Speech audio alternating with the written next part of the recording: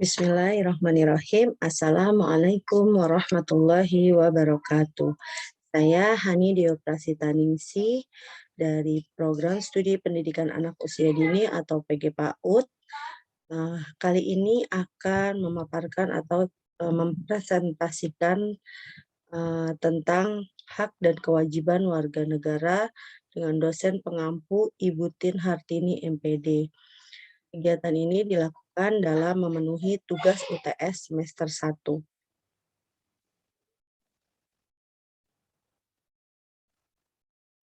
Hak dan kewajiban warga negara. Berbicara hak dan kewajiban, pastinya kita berbicara tentang dua hal yang tidak bisa dipisahkan. Nah, dua hal yang tidak bisa antara hak dan kewajiban ini adalah dua hal yang tidak bisa dipisahkan, namun bisa dibedakan. Dalam realita kehidupan ini sering terjadi permasalahan karena hak dan kewajiban ini tidak berjalan seimbang. Berbicara tentang hak, apa sih pengertian dari hak itu sendiri? Nah, pengertian dari hak ini adalah segala sesuatu yang pantas dan mutlak untuk didapatkan oleh individu sebagai anggota warga negara sejak masih berada dalam kandungan.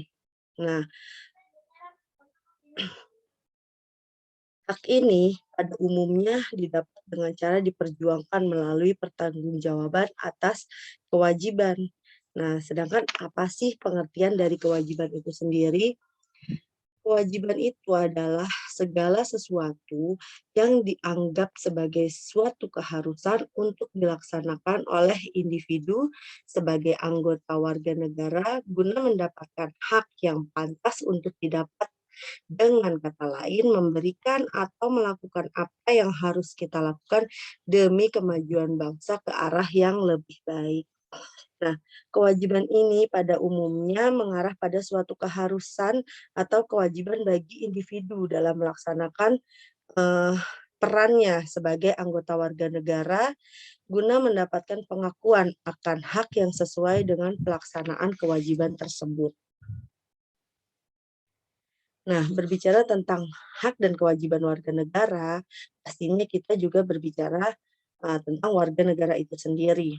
Ada beberapa pendapat tentang pengertian warga negara. Nah, di sini dikatakan bahwa warga negara itu adalah penduduk yang sepenuhnya dapat diatur oleh pemerintah negara tersebut dan mengakui pemerintahannya sendiri. Nah, secara kata lain, dalam Kamus Besar Bahasa Indonesia di tahun 2002, pengertian warga negara ini adalah sebuah penduduk atau sebuah negara atau bangsa berdasarkan keturunan, tempat kelahiran, dan sebagainya yang mempunyai kewajiban dan hak penuh sebagai warga dari negara itu. Nah, pengertian warga negara ini juga diatur oleh Undang-Undang 1945 pasal 29 yang menyatakan bahwa warga negara adalah bangsa Indonesia asli dan bangsa lain yang disahkan oleh undang-undang sebagai warga negara itu sendiri. Jadi, dalam Undang-Undang 1945 pasal 26 ini dia menyatakan bahwa yang dikatakan warga negara itu bukan hanya bangsa Indonesia asli, tapi juga bangsa lain. Namun statusnya sudah disahkan oleh undang-undang. Maka walaupun dia bukan dari bangsa Indonesia, namun statusnya sudah disahkan oleh undang-undang, maka dia juga berhak disebut sebagai warga negara. Berbicara tentang hak dan kewajiban warga negara Indonesia ini berarti kita berbicara tentang sesuatu hak dan kewajiban yang harus dijalani oleh warga negara itu sendiri.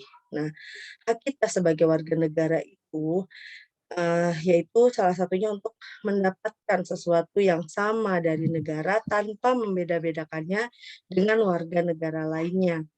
Sedangkan kewajiban kita sebagai warga negara adalah untuk memberikan atau melakukan apa yang harus kita lakukan demi kemajuan bangsa Indonesia ke arah yang lebih baik, dengan rela berkorban demi tumpah darah Negara Kesatuan Republik Indonesia. Hak dan kewajiban ini harus berjalan sejajar untuk mencapai keseimbangan. Di awal tadi saya sudah katakan bahwa hak ini pada umumnya didapat dengan cara diperjuangkan melalui pertanggungjawaban atas kewajiban itu sendiri. Nah, di sini ada beberapa contoh hak dari warga negara. Yang pertama, di sini disebutkan bahwa setiap hak warga negara itu adalah setiap warga negara berhak mendapatkan perlindungan hukum.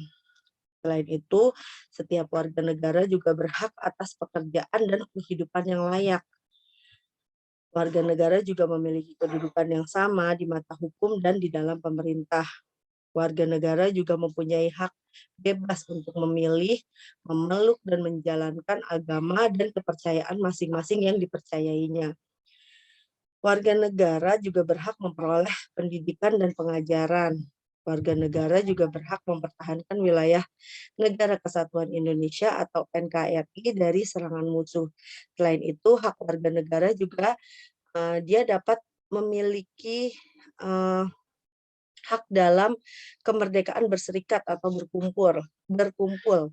Selain itu, yang terakhir adalah salah satu contoh hak dari warga negara adalah warga negara berhak mengeluarkan pendapat secara lisan dan juga tulisan sesuai dengan undang-undang yang berlaku. Nah, selain berbicara tentang hak warga negara, kita di sini juga berbicara tentang kewajiban warga negara, yang dimana tadi sudah saya sudah saya sampaikan bahwa kewajiban itu pada umumnya juga mengarah pada suatu keharusan atau kewajiban sebagai individu dalam melaksanakan perannya sebagai anggota warga negara. Lalu apa saja sih kewajiban warga negara? Di sini ada beberapa contoh kewajiban dari warga negara.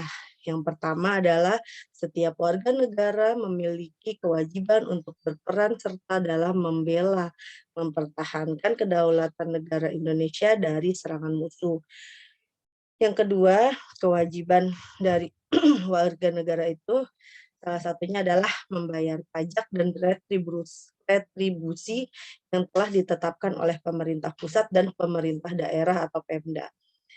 Yang ketiga, contoh dari kewajiban warga negara adalah mentaati serta menjunjung tinggi dasar negara, hukum, dan pemerintahan tanpa terkecuali, serta dijalankan dengan sebaik-baiknya. Contoh yang keempat, kewajiban dari warga negara adalah taat, tunduk, serta patuh terhadap segala hukum yang berlaku di wilayah negara Indonesia. Contoh yang terakhir untuk kewajiban warga negara adalah warga negara wajib turut serta dalam pembangunan untuk membangun bangsa agar bangsa kita ini bisa berkembang dan maju ke arah yang lebih baik. Nah,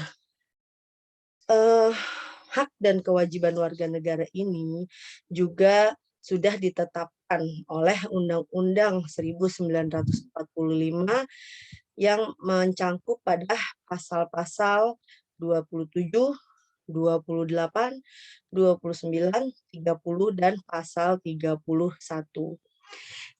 Untuk pasal 27 ayat 1 di sini ditetapkan bahwa hak warga negara yang sama dalam hukum dan pemerintah serta kewajiban untuk menjunjung hukum dan pemerintah.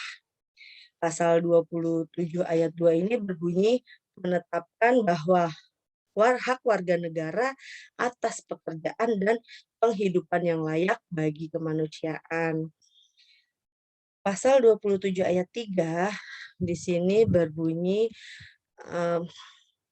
dalam perubahan kedua Undang-Undang 1945 menetapkan hak dan kewajiban warga negara untuk ikut serta dalam upaya pembelaan negara. Sedangkan pasal 28 berbunyi menetapkan bahwa hak kemerdekaan warga negara untuk berserikat, berkumpul, mengeluarkan pikiran dengan lisan dan tulisan. Pasal 29 ayat 2 menyebutkan adanya hak kemerdekaan untuk memeluk agamanya masing-masing dan beribadat menurut agamanya. Pasal 30 ayat 1 ini berbunyi, dalam perubahan kedua Undang-Undang 1945 menyebutkan hak dan kewajiban warga negara untuk ikut serta dalam usaha pertahanan dan keamanan negara. Yang terakhir di dalam pasal 31 ayat 1 yang menyebutkan bahwa tiap-tiap warga negara berhak mendapatkan pengajaran. Dalam kata lain, hak dan kewajiban, contoh hak dan kewajiban yang sudah saya paparkan di atas tadi sebelumnya, itu juga sudah tercantum dalam pasal-pasal yang tadi sudah saya sebutkan. Jadi hak-hak dan kewajiban yang contoh-contoh hak dan kewajiban yang tadi sudah dipaparkan, ada dasar-dasar hukumnya yang berkaitan dengan Undang-Undang 1945 itu sendiri.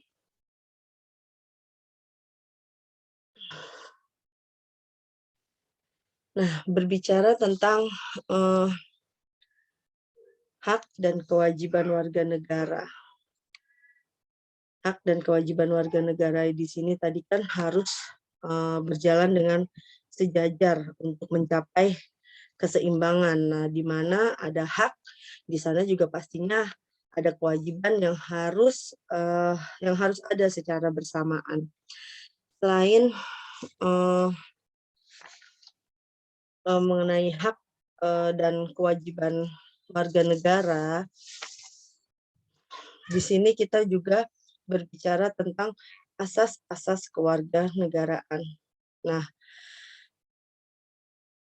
asas-asas kewarganegaraan ini mempunyai yaitu dikatakan bahwa setiap negara mempunyai kebebasan dan kewenangan untuk menentukan asas kewarganegaraan karena setiap negara memiliki budaya, sejarah, dan tradisi yang berbeda satu sama lain. Asas kewarganegaraan ini diperlukan juga untuk mengatur status kewarganegaraan seseorang dan kepastian hukumnya. Nih, di sini banyak contoh kasus ya yang memang penting tentang kewarganegaraan. Misalnya contohnya anak yang lahir dari perkawinan di mana orang tuanya itu berbeda kewarganegaraan. Atau misalnya ada anak yang lahir di negara yang menganut asas yang berbeda dengan negara kedua orang tuanya. Nah, di sini menurut Undang-Undang Nomor 12 Tahun 2006 tentang kewarganegaraan, dalam penjelasan umum tersebut ada 2 macam asas kewarganegaraan. Yang pertama, asas kewarganegaraan umum atau universal, dan yang kedua adalah asas kewarganegaraan khusus. Nah, apa saja sih yang termasuk asas kewarganegaraan umum? Di sini ada 4 macam yang termasuk asas kewarganegaraan umum. Yang pertama adalah asas kelahiran. Asas kelahiran ini dengan kata lain dapat disebut dengan ius soli. Nah, ius soli ini adalah penentuan status kewarganegaraan berdasarkan tempat atau daerah kelahiran seseorang. Ya, pada awalnya eh, asas kewarganegaraan pada awalnya itu hanya ius soli saja. Namun sebagai suatu tanggapan bahwa seseorang lahir di suatu wilayah negara, maka otomatis dan secara logis dia menjadi warga negara tersebut. Nah, akan tetapi dengan tingginya mobilitas manusia, maka diperlukan asas lain yang tidak hanya berpatokan pada kelahiran saja, namun sebagai realitanya bahwa orang tua yang memiliki status kewarganegaraan yang berbeda itu akan menjadi masalah di kemudian hari jika orang tua tersebut melahirkan anaknya itu di salah satu tempat asal dari orang tuanya tersebut. Misalnya, anak tersebut lahir di tempat asal si ibunya. Nah, asas ius soli ini ditetapkan, untuk dipertahankan, maka si anak tidak berhak untuk mendapatkan status kewarganegaraan bapaknya.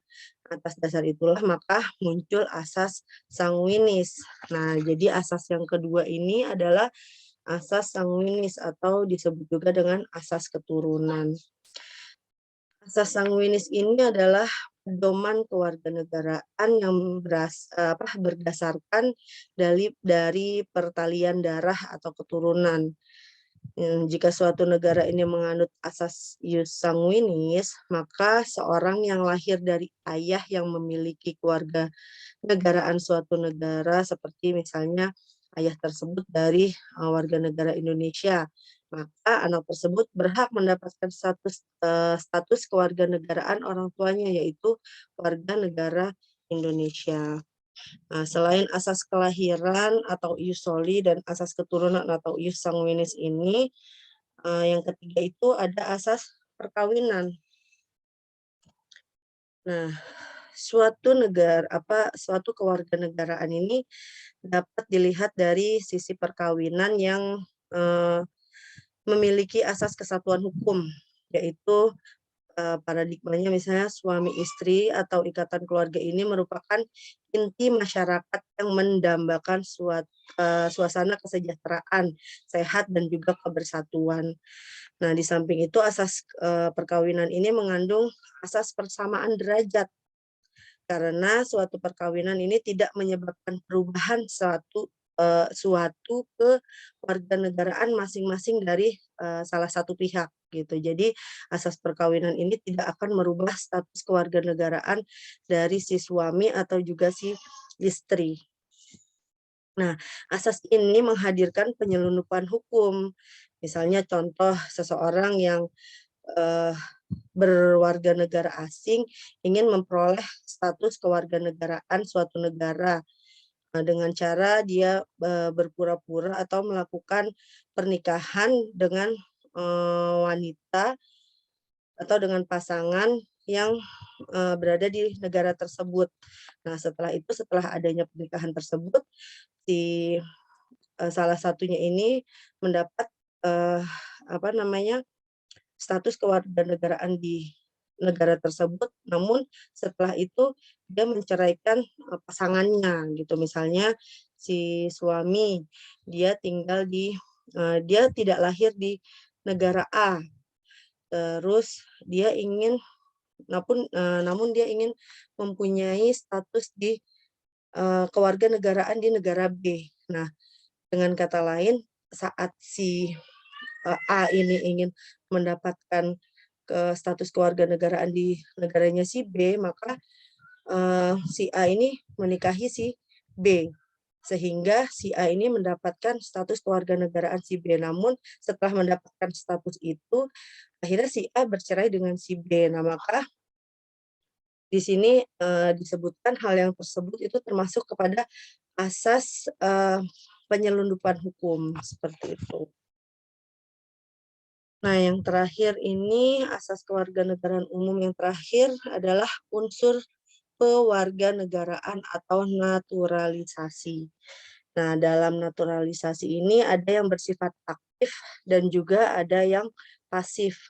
Naturalisasi yang aktif ini, yaitu seseorang yang dapat menggunakan hak opsi untuk memilih atau mengajukan kehendak untuk menjadi warga negara dari suatu negara.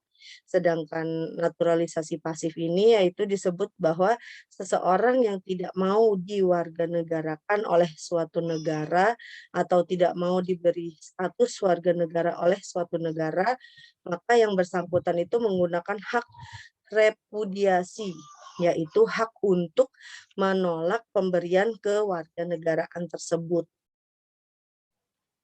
Nah, berbicara tentang asas kewarganegaraan umum, untuk asas kenegaraan selanjutnya itu adalah asas kewarganegaraan khusus. Nah, kalau asas kewarganegaraan khusus di sini ada beberapa poin. eee, asas kewarganegaraan khusus ini menjadi dasar penyusunan dari, undang-undang tentang kewarganegaraan Republik Indonesia, yaitu pada Undang-Undang Nomor 12 Tahun 2006. Nah, asas, kewarganegaraan khusus ini yang pertama adalah asas kepentingan nasional. Nah, asas kepentingan nasional di sini adalah yang dimaksud asas yang menentukan bahwa peraturan kewarganegaraan mengutamakan kepentingan nasional Indonesia yang bertekad mempertahankan kedaulatannya sebagai negara kesatuan yang memiliki cita-cita dan tujuan sendiri. Nah, asas selanjutnya adalah asas perlindungan maksimum. Asas perlindungan maksimum ini adalah asas yang menentukan bahwa pemerintah wajib memberikan perlindungan penuh terhadap setiap warga negara Indonesia dalam keadaan apapun, baik di dalam maupun di luar negeri. Asas yang selanjutnya adalah asas persamaan di dalam hukum dan pemerintah. Nah, yang dimaksud dengan asas persamaan di dalam hukum dan pemerintah ini adalah pengertian, eee, asas persamaan, pengertian yang menentukan bahwa setiap warga negara Indonesia ini mendapatkan perlakuan yang sama di dalam hukum dan pemerintah. Yang selanjutnya adalah asas kebenaran substantif. Asas asas kebenaran substantif ini adalah prosedur kewarganegaraan seseorang, tidak hanya bersifat administratifnya, namun juga disertai substansinya atau, syarat-syarat permohonan yang, dapat dipertanggungjawabkan kebenarannya. Selanjutnya ada asas diskriminatif. Nah, asas diskriminatif ini adalah asas yang tidak membedakan perlakuan dalam segala hal yang berhubungan dengan warga negara atas dasar suku, ras, agama, golongan, jenis kelamin, dan juga gender. Yang selanjutnya kemudian ada asas pengakuan dan penghormatan terhadap hak asasi manusia. Nah, definisi asas pengakuan dan penghormatan terhadap hak asasi manusia ini sendiri adalah yang dimana dalam segala hal yang berhubungan dengan warga negara itu harus menjamin dan melindungi juga memuliakan hak asasi manusia pada umumnya dan juga hak warga negara pada khususnya. Selanjutnya ada yang disebut dengan asas keterbukaan. Asas keterbukaan ini yang menentukan bahwa segala hal yang berhubungan dengan warga negara ini harus dilakukan secara terbuka. Nah, yang terakhir adalah asas publisitas. Asas publisitas ini adalah asas yang menentukan bahwa seseorang yang memperoleh atau kehilangan kewarganegaraan Republik Indonesia ini harus diumumkan dalam berita di negara Republik Indonesia ini agar seluruh masyarakat mengetahui, keberadaan kewarganegaraan, seseorang tersebut. Nah, eee, berbicara tentang asas-asas kewarganegaraan, banyak terjadi problematika problematika yang ada di lapangan berkaitan dengan status kewarganegaraan seseorang. Nah, problem status kewarganegaraan ini merupakan suatu hal yang tidak bisa dihindari memang. Namun sebagian, untuk bisa, eee menyelesaikan permasalahan ini juga telah diuraikan bahwa dalam literatur dan praktek di berbagai negara itu paling tidak ada 3 asas kewarganegaraan. Nah, asas-asas tersebut itu ada yang tadi saya sebutkan adalah asas ius soli, ius sanguinis, dan juga, eee, campuran gitu. Dengan semakin mudahnya sarana dan sarana transportasi dan juga tingginya mobilitas antara negara itu menyebabkan adanya asas yang menjadi suatu permasalahan gitu, sehingga dapat menyebabkan terjadinya problematika dalam status kewarganegaraan seseorang ini. Nah,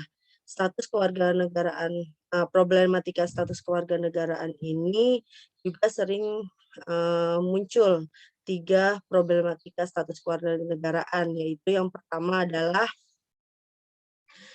eee, apatriat.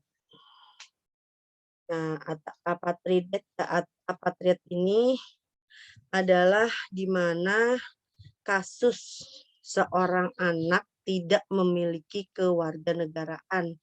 Jadi keadaan ini terjadi karena seorang ibu atau ibu dari anak ini berasal, dari negara yang menganut asas, ius soli.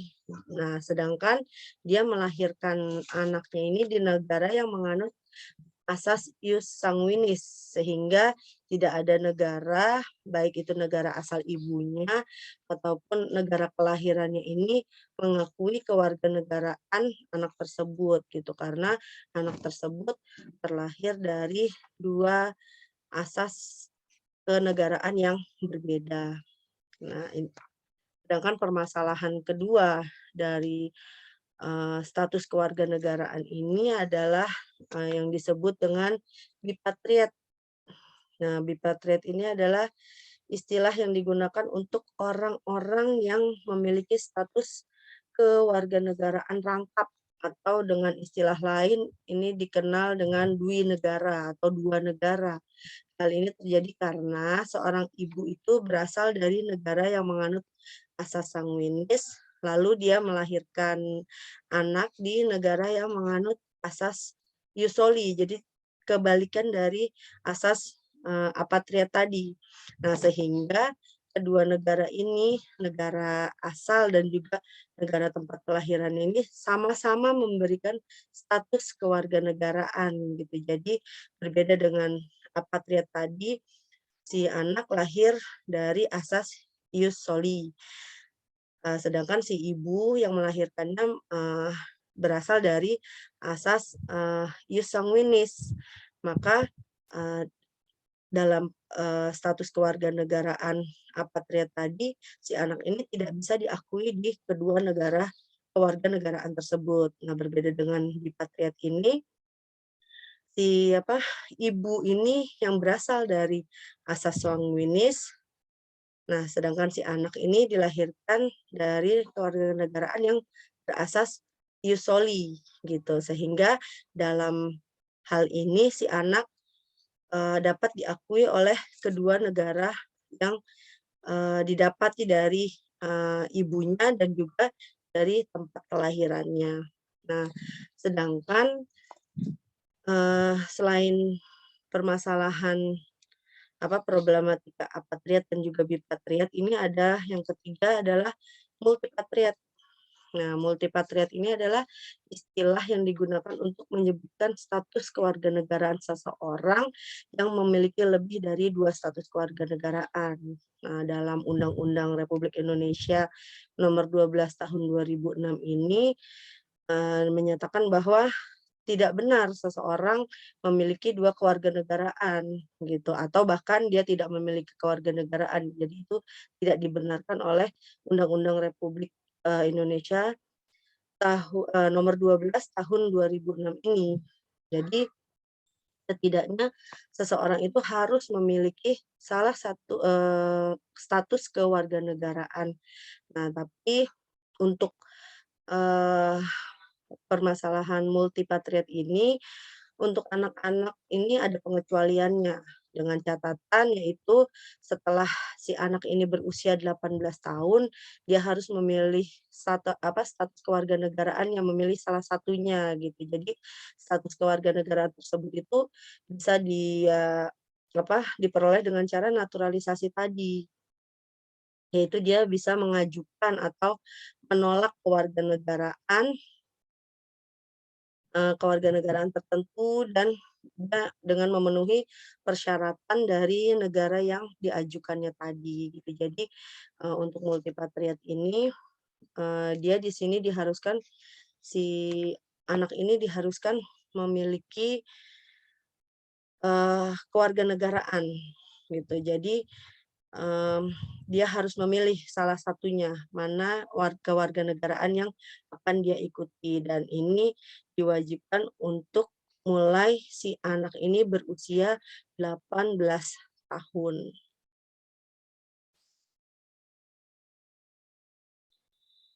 Nah, pada kenyataannya, eee, di lapangan untuk berkaitan dengan hak dan kewajiban, warga negara ini, banyak sekali pelanggaran-pelanggaran dan juga pengingkaran-pengingkaran dari hak dan, kewajiban itu sendiri, gitu kan. Hal ini apa namanya, terjadi karena adanya, eee, penimbulan gejolak dalam kehidupan baik dari kalangan individu ataupun dari kalangan kelompok. Nah, pelanggaran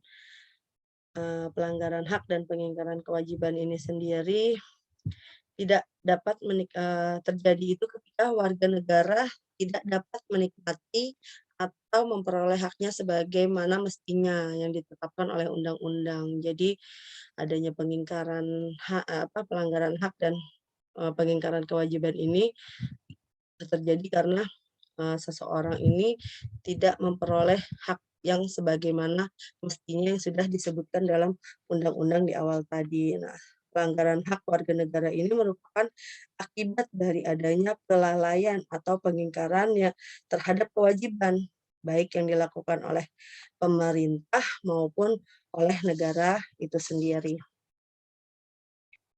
Nah, ibarat ada tidak ada asap jika tidak ada api.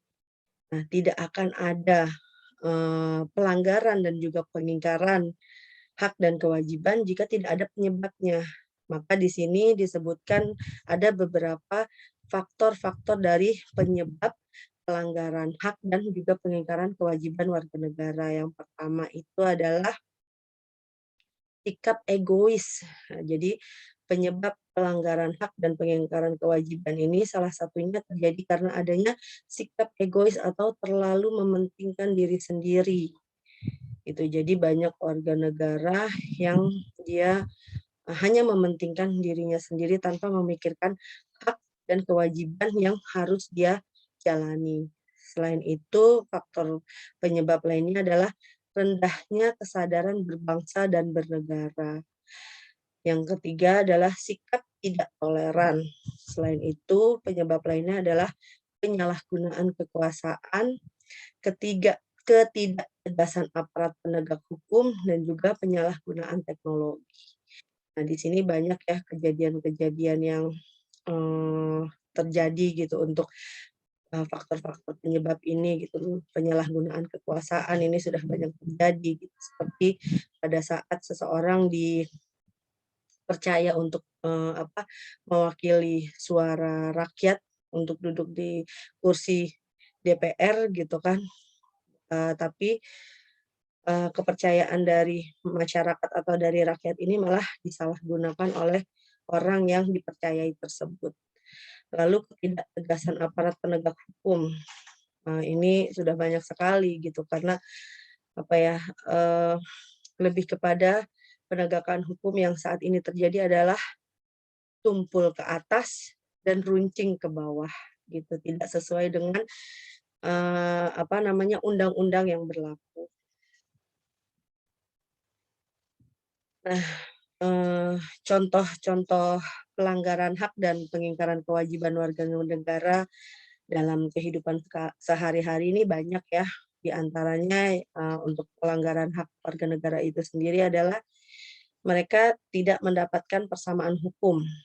Jadi banyak yang sudah terjadi, kasus-kasus yang sudah terjadi misalnya, pelanggaran yang dilakukannya sama, namun, mereka, di antara si A dan si B yang dia lakukan kesalahannya sama, namun pemberian hukum dari pemerintah antara si A dan si B ini tidak sama.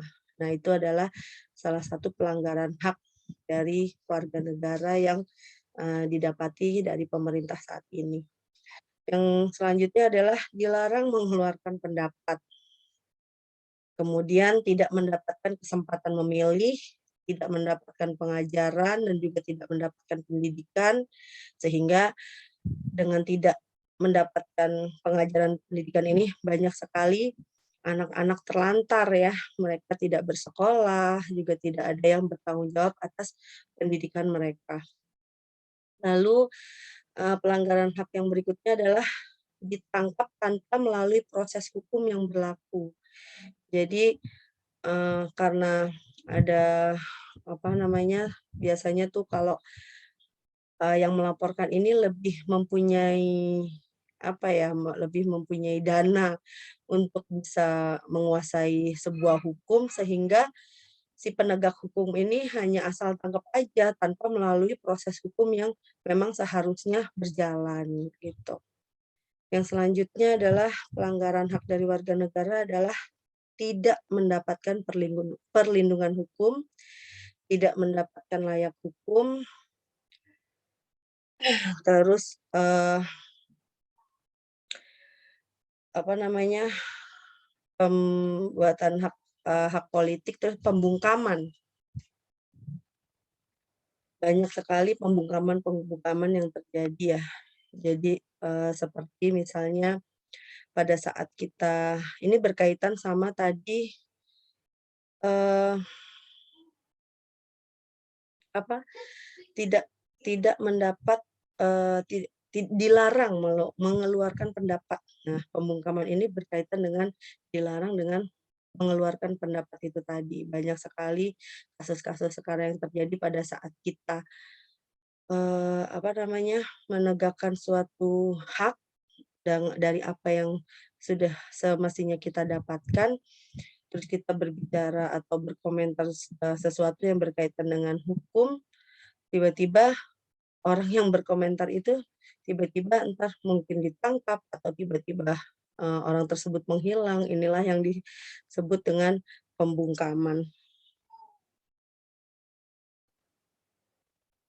Lalu selanjutnya adalah pengingkaran kewajiban. Pengingkaran kewajiban yang ada, pada kenyataannya hari ini adalah yang pertama, tidak membayar pajak. Nah, ini banyak sekali ya warga negara yang memang dia sudah seharusnya dari harta yang dia miliki dia sudah menjadi wajib pajak, namun dia tidak membayar pajak gitu. Nah, saat dia tidak membayar pajak dia, di satu sisi dia menuntut haknya sebagai warga negara. Itu suatu hal yang sangat ironis sekali gitu. Yang pertama melawan hukum, selanjutnya dia tidak menjaga ketertiban. Wah, ini banyak sekali nih contoh-contoh yang seperti ini, misalnya pada saat berlalu lintas gitu, di situ sudah, sangat jelas ada rambu-rambu lalu lintasnya, namun banyak sekali yang dilanggar oleh pengguna jalan. Yang selanjutnya pengingkaran kewajiban ini adalah, melanggar aturan yang berlaku, tidak ikut mempertahankan NKRI, berperilaku anarkis, tidak tidak menjaga kesatuan dan kesatuan, mengkhianati negara seperti kasus di, apa ya, Papua ya kalau nggak salah saat ini, itu banyak pengkhianatan-pengkhianatan yang dilakukan oleh, warga di daerah tersebut gitu. Lalu tawuran antar pelajar dan juga pelanggaran HAM. Eee, Beberapa contoh ini adalah contoh nyata yang saat ini sudah banyak terjadi di masyarakat. Semoga dengan adanya penjabaran-penjabaran tadi, untuk apa, pelanggaran dan juga pengingkaran hak dan kewajiban ini, dengan adanya hukum-hukum yang sudah diatur dalam Undang-Undang 1945 dengan berbagai macam pasal, Semoga kedepannya dapat terlaksana dengan baik. Nah, maka dari itu, untuk hak dan kewajiban warga negara sendiri dapat disimpulkan adalah bahwa hak dan kewajiban itu adalah dua hal yang saling terikat. Jadi kita sebagai warga negara, kita mempunyai hak dan juga mempunyai kewajiban. Jangan kita menuntut hak kita jika kita tidak atau belum menjalankan kewajiban kita sebagai warga negara. Atau sebaliknya, dari pemerintah belum berhak menuntut kewajiban dari warganya jika si warganya ini belum mendapatkan hak yang baik dari pemerintah itu sendiri, gitu. Jadi hak dan kewajiban ini adalah dua hal yang saling terikat satu sama lain sehingga dalam praktiknya di kehidupan harus dijalankan secara seimbang agar tidak terjadi ketimpangan yang akan menyebabkan terjadinya kesenjangan sosial tadi yang sudah dijabarkan. Nah, kesenjangan sosial yang sudah terjadi ini jika, dibiarkan terjadi akan berkepanjangan dan juga timbul gejolak-gejolak yang tidak diinginkan dalam masyarakat. Semoga dengan, penerapan-penerapan, eee, hukum yang ada dan keadilan-keadilan yang dilaksanakan oleh pemerintah, maka dapat terwujudnya juga pencapaian hak dan kewajiban warga negara. Baik, terima kasih. Demikian presentasi dari saya, kurang lebihnya saya mohon maaf. Wassalamualaikum warahmatullahi wabarakatuh.